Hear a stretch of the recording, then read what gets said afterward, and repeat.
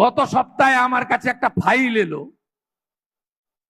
Paschimbanga minority commission থেকে, minority development দপ্তর থেকে।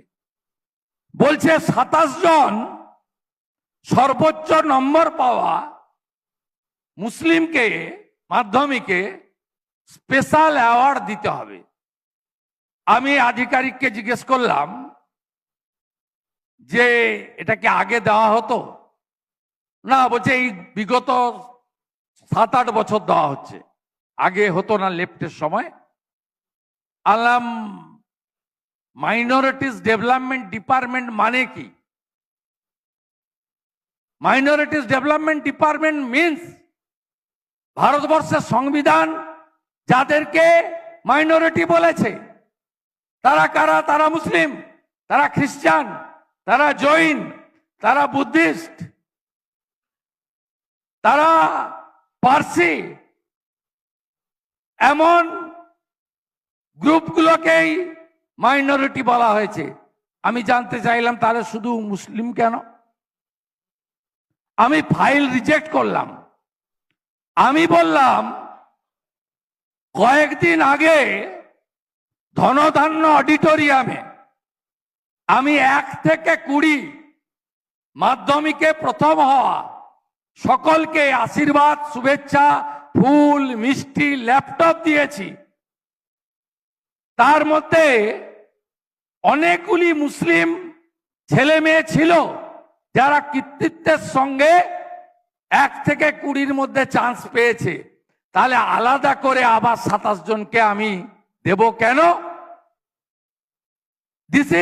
এটা হচ্ছে অ্যাপিজমেন্টের স্টাইল অফ ফাংশনিং। আপনি কোন আরব কান্ট্রিতে, যারা মুসলিম কান্ট্রিতে এই রকম মাইকের আওয়াজ পাবেন? আপনি বলুন তো, 56টা মুসলিম কান্ট্রি রয়েছে, এরকম হিউজ মাইকের আওয়াজ, আনলিমিটেড। আমি বললাম মাইক বাজান, হিন্দু হন, মুসলিম হন, যেই হন, প্রিমিসেসের মধ্যে রাখুন সাউন্ড। কেন বাইরের লোককে আপনারা ডিস্টার্ব করছেন? কেন বাইরের লোককে করছেন? কোন মুসলিম কান্ট্রিতে হয় না। এই যে স্টাইল অফ ফাংশনিং, অ্যাপিজমেন্ট, আপনি ভাবতে পারেন আগের মুখ্যমন্ত্রী 66 কোটি সনাতন গেছে স্নান করতে, শুধু বিজেপির লোকেরা নয়, গোটা পৃথিবীর হিন্দুরা এসে স্নান করেছে প্রয়াগরাজে। আস্থা অনেকেই গেছে যারা বিজেপি নয়। On the floor of the assembly, on record, x chief minister বলছে এটা মহাকুম্ভ নয়, এটা মৃত্যু কুম্ভ। এটাকে কি বলবেন? ভোট ব্যাংকের পলিটিক্স করার জন্য একটা মেজর কমিউনিটিকে হিট করছে। 2024 22শে জানুয়ারি রাম মন্দির ইনগরেশন, নবীন পট্টনায়ক টিভিতে দেখছে, উড়িষ্যার সিএম, বিজেপির লোক নয়। হিমাচলের কংগ্রেসের সিএম চলে এসেছে দর্শন করতে। বিজেপি বানায়নি, লং ব্যাটেল, 492 সালের বছরের লড়াই, ফাইনালি সুপ্রিম কোর্টের ভার্ডিক্ট। সরকারি টাকায় নয়, গোটা পৃথিবীর হিন্দুরা চাঁদা দিয়ে, নিধি দিয়ে বানিয়েছে। Only one chief minister, she started a rally procession from Hajra Mode towards Park Street. Ram মন্দির মানি না, মানছি না। This is the part of the appeasement. এগুলো হচ্ছে অ্যাপিজমেন্টের ছোট্ট ছোট্ট উদাহরণ। কিছুদিন আগে আমার একটা কথা নিয়ে খুব সমালোচনা করেছিলেন বিরোধীরা। প্রাক্তন মুখ্যমন্ত্রী, উনি তো এখন ফেসবুকেই আসেন, বলেছিলেন যে শুক্রবার তো শুধু একটা নির্দিষ্ট ধর্মের লোকেরা প্রেয়ার করে তা নয়, সন্তোষী মারও দিন বলেছিলেন। আরে প্রাক্তনকে আমি বলতে চাই আপনাদের ওপেন ফোরাম থেকে, শুক্রবারটা তো আমি বলিনি, আপনি বলেছেন। যখন বেলডাঙ্গাতে পরপর 3 দিন এনএইচ আটকে রাখা হয়েছিল, রেল লাইন আটকে রাখা হয়েছিল, আপনারা জানেন যে বেলডাঙ্গা হচ্ছে একটা বড় জাংশন, নর্থ ইস্টার্নের গৌহাটি পর্যন্ত, এমনকি বাংলাদেশ কানেক্টিং রেল সবটা ওখান দিয়ে যায়, নর্থ ইস্টার্নের করিডোর, নেপাল ভুটান সব ফ্রেট যায় ওখান দিয়ে। আপনি সেখানে রেল লাইনকে বন্ধ করে রেখেছেন 3 দিন। জি 24 ঘন্টার একজন ইয়াং আমাদের রিপোর্টার বোন, বহরমপুরের বাড়ি, তাকে পিটিয়েছেন। আর আপনি এয়ারপোর্টে দাঁড়িয়ে নর্থ বেঙ্গল যাওয়ার সময় বলে গেলেন শুক্রবার তো একটু আধটু হবেই, আমি কি করব, হোয়াট ক্যান আই ডু। আমি শুক্রবার বলিনি, আপনি বলেছেন। আপনার কথাটাকে আমি ফিরিয়ে দিয়েছি। আমি সব সময় বলতাম চিরদিন কাহারও সমান নাহি যায়। পৃথিবীটা গোল, এমন কোন কাজ করে যাবেন না যার রিটার্ন আপনাকেও পেতে হবে। এই হাই অ্যাপিজমেন্ট পলিটিক্স আর distribution of the toll, no employment. 2021 সালে আসার পরে 9 মাস পরে 1,52,00,000 মহিলাকে 500 করে টাকা দিয়েছেন উনি, 500 রুপিজ ইচ। কতদিন দিয়েছেন? 2024 সালে লোকসভা ভোটের 2 মাস আগে পর্যন্ত। তারপরে ভোট এসেছে, 30% রিজার্ভ।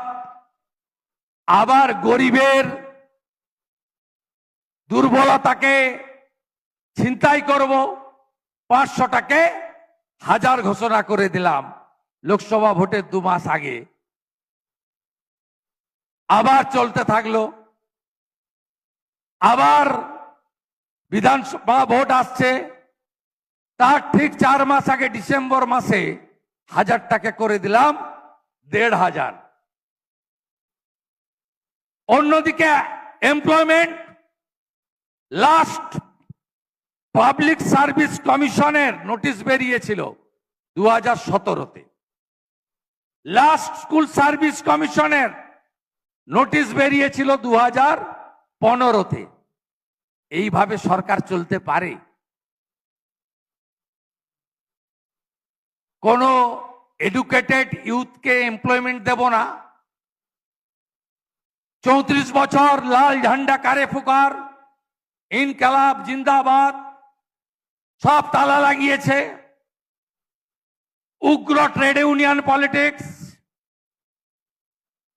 গঙ্গার এপার ওপার জুট মিল, যা যা ছিল, ডক্টর বিধান রায় যা করে গেছিল, একদম কল্যাণী থেকে আসানসোল চিত্তরঞ্জন যত বন্ধ করার কাজ করেছে। ম্যানেজমেন্টকে মারো, মালিকদেরকে পেটাও। আর ইনি এসে 15 বছর বলে দিয়েছেন জমি দিতে পারবো না, কিনে নাও জমি গিয়ে তুমি। জমি টমি কেনার মধ্যে আমি নেই। ইন্ডাস্ট্রি হবে কি করে? ইনভেস্টমেন্ট আসবে কি করে?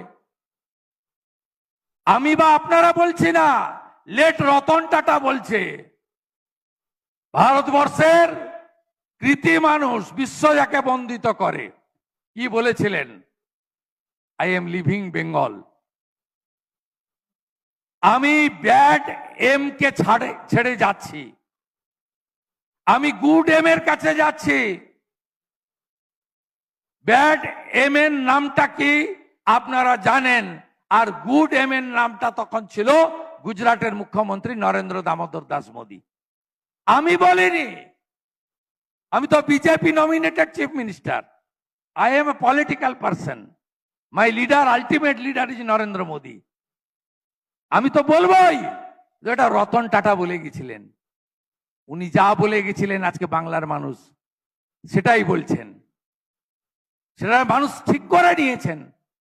বলছেন আমি পশ্চিমবঙ্গ ছাড়তে চাইনি, আমার মাথায় ট্রিগার রেখে আমাকে পশ্চিমবঙ্গ থেকে বেরিয়ে যেতে বাধ্য করা হয়েছে, তাই ইন্ডাস্ট্রি এখানে আসেনি। আমরা 34 বছরের, গাড়ির চাকা ঘুরছে না, ঘুরবে না, হরতাল হরতাল, বাংলা বন্ধ বাংলা বন্ধ, এ থেকেও বেরিয়ে আসবো। নন্দীগ্রামের গুলি চালানোর মতো জমি অধিগ্রহণের যে নীতি লেফটের কৃষকদের পিঠে গুলি করেছে, আমরা সেই নীতিতেও যাব না। আর 15 বছর তুমি শিল্পপতি, জমি তুমি কিনে নাও ভাই, আমি তোমার সঙ্গে নেই। জমি টমি কিনে নেওয়ার পরে ইনসেন্টিভ বিয়াসও দিতে পারবো না, ফিতা কাটতে আমাকে ডাকতে হবে। আর কি করতে হবে? আমার লোকের কাছ থেকে সিমেন্ট কিনতে হবে, পাথর কিনতে হবে, বালি নিতে হবে, রড নিতে হবে। টেন্ডার যাকে খুশি দাও, এলএনডি কে দাও আর যাকে পারো দাও, সাব টেন্ডারটা আমার ভাইদের দিতে হবে, আমার শকত মোল্লা ভাইদের, শাহজাহান ভাইদের দিতে হবে। এটাই তো ছিল। ভারতীয় জনতা পার্টির সরকার দুটো জায়গা থেকে বেরিয়ে আসবে, ল্যান্ড পুলিং, ল্যান্ড পারচেজ। দেখতে থাকুন, ইউপি সাকসেস হয়েছে, গুজরাট সাকসেস হয়েছে, মহারাষ্ট্র সাকসেস হয়েছে। মাত্র 2 বছরের সরকার ভুবনেশ্বর পুরী